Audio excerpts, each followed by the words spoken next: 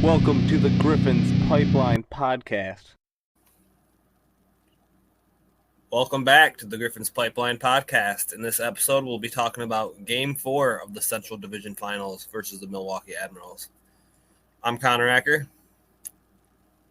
And I'm Kyle Acker. What a game we just experienced. Yeah, man, what a comeback. The Grand Rapids Griffins stay alive in a 4-2 comeback win with a Jonatan Berggren's hat trick. 2 octopi on the ice. It was an absolute blast. Yeah, Simon Edvinsson returns to the ice and does his job. Limits the Admirals finally, and yeah, we can go ahead and start getting in. We're this close to crowning the Stanley Cup champion. And with the action heating up on the ice, it's even hotter at DraftKings Sportsbook, an official sports betting partner of the NHL. New to DraftKings? Listen up. New customers can get no sweat bet up to $1,500. Just deposit at least $5 and you'll get a bonus bet back equal to your first bet if it doesn't hit.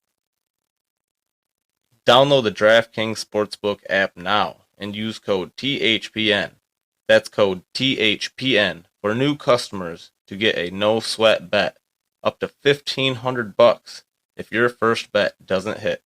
Only on DraftKings. The crown is yours. Gambling problem? Call 1-800-GAMBLER, or in West Virginia, visit www.1800gambler.net. In New York, call 8778-HOPENY or text HOPENY 467369. In Connecticut, help is available for problem gambling. Call 888-789-7777 or visit ccpg.org. Please play responsibly. On behalf of Boot Hill Casino and Resort in Kansas. 21 plus age varies by jurisdiction. Void in Ontario. 1 no sweat bet per new customer, issued as 1 bonus bet based on amount of initial losing bet. Bonus bets expire 168 hours after issuance. See dkng.co/ice for eligibility, wagering, and deposit restrictions, terms, responsible gaming resources. Copyright NHL 2024. All rights reserved. So May 24th, Game 4 versus Milwaukee at the Van Andel Arena. It's an elimination game for the Griffins. They have to win. Win or die. The return of Simon Edvinsson after missing the last couple with an injury. And I'll just say he returned with some fire, dude. He was pissed. He was ready to go. He was slamming Leroux onto the ground. He got us a few penalties, but he was ready to go. And yeah, I gotta say, man, I'm so glad to have that guy back. The defense looks so much calmer, and he is a key piece to our defense, man. That's Sebastian Kosa, who also had a very good game. And Askarov. Inactive, we had Emil Vero, Curtis Hall, Hunter Johannes, Tim Gettinger, Josiah Didier, Carter Geilander, Cross Hannes, Nate Danielson, Tyler Spezia, Shea Bohm, and we roll with the 7 defensemen. Taro Hirose and Lombardi get back out there after taking a game off, so that was good to see. Yeah, and I definitely got to say, this game, Grand Rapids came right out the dot on all cylinders, and they literally were slamming everyone into the boards. This one started at 100. So Afanasyev gets the first goal, regardless of our hot. He gets a pass from behind the net, right in front, and taps it behind Kosa to go up 1-0 late in the first period. Yep, the first period was definitely it was mostly evenly matched in shots, but it just kept seeming like the Griffins still couldn't muster up a good scoring chance, and they were still hesitating to shoot the puck in the first 2, and especially in the first. But yeah, the period ends 1-0, and the Griffins are down. Couple power play opportunities there. We go 0 for 2. and our penalty kill stops their one power play, keeps it 1-1. Shots were 13-7. Yeah, a couple bigger plays like Lombardi returning to the ice, getting that great breakaway chance, almost tucks it behind Askarov. Refs didn't call the hooking call on the defenseman. Of course not. Yeah, I think at this point the refs were just done with us. I don't know what we said to them, but they clearly were. They did not care. There was at one point, I can't remember who it was, but they were literally getting destroyed over in the corner. No puck anywhere near. The ref was literally two inches from it, watching it happen, looking right at it, and no penalty. And they just play continued. So yeah, it's clearly the refs were pissed. Yeah, I think booing them as soon as they come out onto the ice has something to do with that. But yeah, going into the second period, about halfway through, Kemmel gets a deflection from a shot from the point again, and this one trickles behind Kosa, giving the Admirals a 2-0 advantage in this elimination game. Yeah, at this point it felt like the air was let out all the tires, and we're all pretty much like, oh man, dude, this is not good. Like, we're really watching our season slip away there, and we're sitting there in the intermission there, and me and Kyle are like, if there's any team that can do this and come back, it's these guys.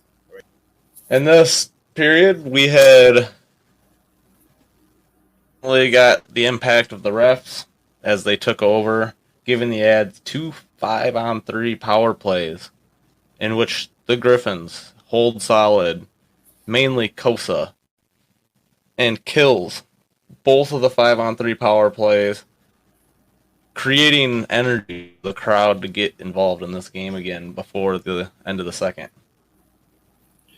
Yeah, it was definitely, it could have been 6-0 immediately, dude. In that second period, it was Kosa stood on his head for us tonight, and you got to thank that guy, because without him, we would be packing our bags and going to the golf course.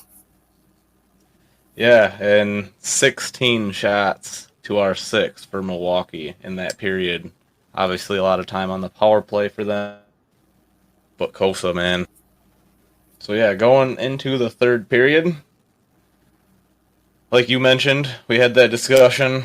If there's any team that's going to come back from this deficit and this adversity, it's going to be our Grand Rapids Griffins. And so it starts with an octopus, again, thrown onto the ice, getting the crowd back involved. And before you know it, Carter Mazer gets a pass from Zarnik, goes right to the high slot, and passes over to Berggren, who's across in the high slot. And Berggren does not hesitate. He fires it on the net and beats Ask high blocker side. 1-2. Yep, and that gave the whole Van Andel life, and just in time. And it was a power play goal. Yeah, and for something that's been the bane of us this entire series, here we go. On this double minor high stick on Liam Foodie, Luff gets a puck in, holds it into the zone on the blue line, gets it down to L'Esperance, again in the high slot, fires it at the net. 2 to tie game on the power play again. And he winded up fully for that shot, and he just blasted that thing right in there, man. And that was impressive. I mean, Yo Esperance has been having some issues, like actually getting it in the net this playoff series. He's pretty much been like all over the ice, but he's not been able to like hit the net, and that was the big time we needed him to do it, and it happened. So that's huge. I mean, he led our team in points last year. I mean, goals last year. Yeah.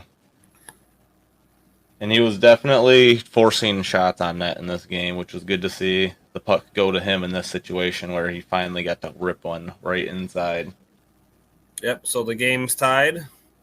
And who else? Or you know it. Carter Mazur gets the puck again.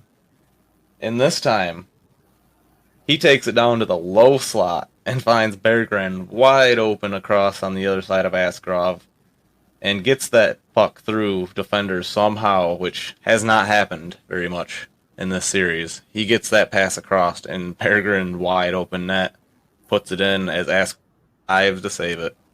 Yeah, and that was absolutely incredible. I mean, Berggren, this dude, if you can't see right now that he's an NHL ready guy, at least get something good for him if you're gonna get him off our team. Like he should either be on the Red Wings next year, or we should be getting like high value in trade for him. But I want him on the Wings. Yeah. Yep. And to cap this just electric performance in the third period off, Berggren again gets the puck at the point this time and holds it as the defenseman split, and he just gets the gates right to the net and fires it and beats Askarov again, blocker side high, and this time Van Andel really erupted. Yep, and that's when the hats came down. Octopuses were thrown on the ice, hats were on the ice, and then people started throwing more stuff on the ice, which was not cool. Like, obviously, it's cool to throw a hat on the ice, guys, but please don't throw trash or beer cans or anything else like that on the ice and get us a penalty. And then when Zane tells you to stop throwing stuff on the ice, don't throw more stuff on the ice. But yeah, absolutely great game. I do want to highlight a couple other bad ankles plays that I've seen out there, man. Like, there was one move by Amadeus Lombardi where he literally skated through everyone on the defense and like came around in Dasukian fashion and almost pulled off a goal. And it was nice. He just missed it by like an inch with a stick at the end. It just went by a stick. But that was amazing. I gotta mention the hit by Simon Evanson too, man. Oh my God, he flattened someone. That was like a side. Oh yeah, the reverse check. Dude came across the ice trying to make contact with Edvinsson, and Edvinsson was not having it. It looked exactly like when Kreider from New York Rangers tried to hit Slider, and Slider just let him have it. That's exactly what it looked like. It's huge. You can tell Bergie and Simon and all these, like even Casper's looking almost ready for the NHL at this point. It's just our guys are truly developed, and I think we have the ability to go into Milwaukee and take this next game. And I feel like we could put a run for Coachella Valley, who we would be playing next round if we were to defeat the Admirals. Yeah, so one big thing here with Milwaukee,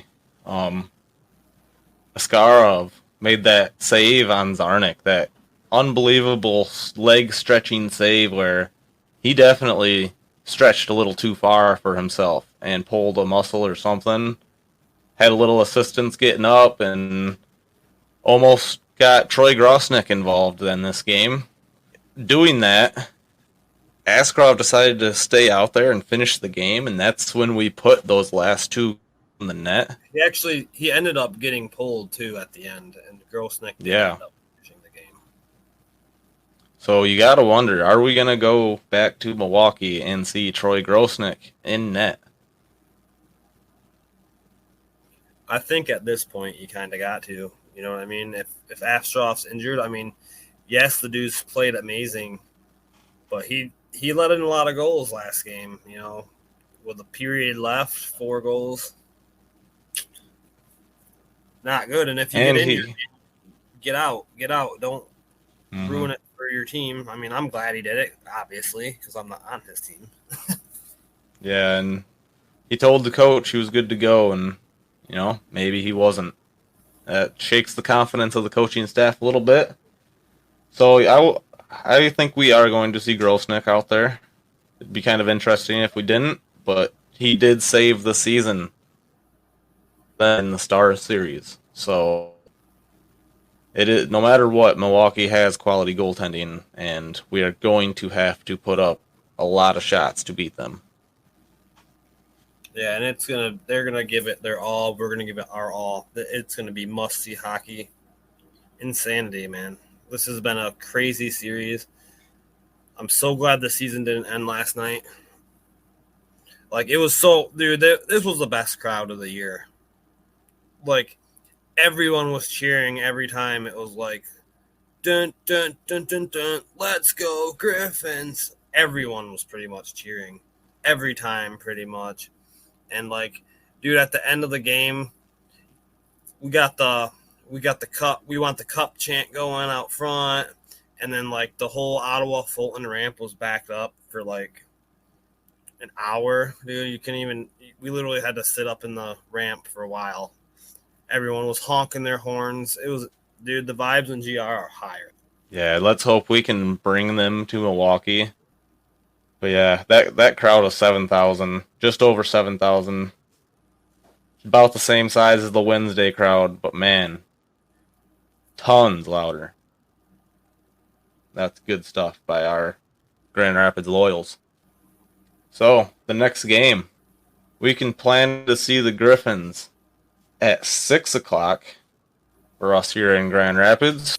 At Milwaukee, we'll have to catch them on AHL TV unless you're taking a ferry across the lake, which would be pretty cool. Yeah, definitely. Definitely costs an upper of $250 with a ticket and a ferry. And, I mean, if you're staying the night, a hotel room, I mean, it's going to, and the stadium beers, and it's going to cost you a pretty penny. But what's more important, paying your bills or supporting your team in Milwaukee? You decide.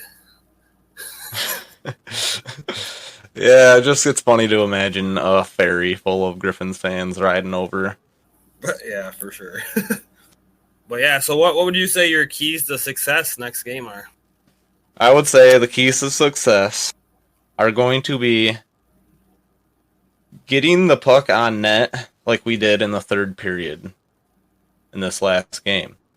Because obviously we found ways to get the puck into the slot, get our passes completed and shots fired on and into the net, which is huge because the whole last 3 games it has been shut down defense by the Admirals, blocking our shots, blocking our passes, always a stick in the lane, and we're just going to have to learn how to create space and get out of the outside and get into the slot.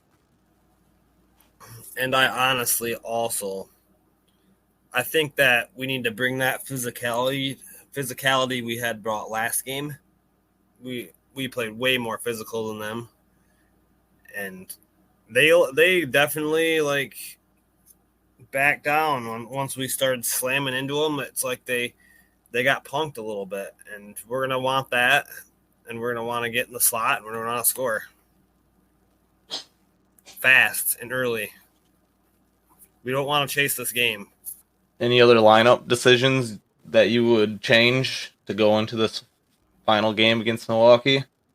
You know, we took like Gettinger and Didier and even Danielson out this last game. Spezia hasn't played in a while. Any of those guys you think contribute? Or do you roll with this 11-7 that we got?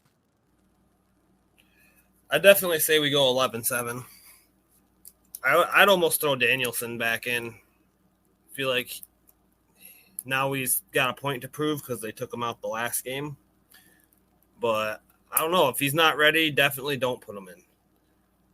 If he's not ready, put Gettinger back in. Or, I don't know. I did like the lineup of the last game. But I don't know, man. Yeah, and I'm not going to lie. I wouldn't mind seeing Johannes back out there laying hits the way he was.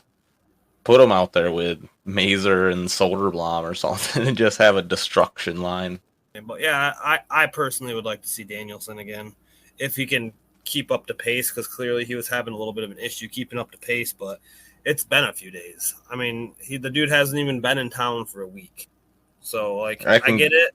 It's a game 7. Like if you don't trust the dude, don't put him in there. But he has such a high upside that like if he's starting to click, if he's showing signs that he's clicking at practice, I'd put him in. And I can guarantee you that no matter who Dan Watson decides to plug and play, they'll be ready to go. No matter who it is. Oh, I got one more thing. Take New Power out. And put Didier back in instead of New Power. That's my other line change move I prefer. Or put Vero in instead of New Power. Vero hasn't played a game yet here in the playoffs, so like why don't you give him a shot? Agreed. Yeah, that should pretty much wrap us up for this game review. We are part of the Hockey Podcast Network. We are sponsored by DraftKings. So thank you very much, Hockey Podcast Network, for being such a great host. You made it so we can do this podcast, and we absolutely have a blast doing this. We do it for the fans. We're just fans. We're not experts. We'll never claim to be experts. We just do this for fun and to make a community of fans where everyone can feel welcome and they can all like talk about their favorite team, you know? Like this is literally the funnest thing with sports I've ever done. So I love it. I love doing the podcast. So thank you guys for listening. Keep listening. Follow and like us on Facebook. We'll get you all the news we can. And yeah. Until next time, go Griffins. Go Walleye. Go Red Wings. The longer this thing goes, the funner it gets. Go Red Wings. Go Griffins. Go Walleye.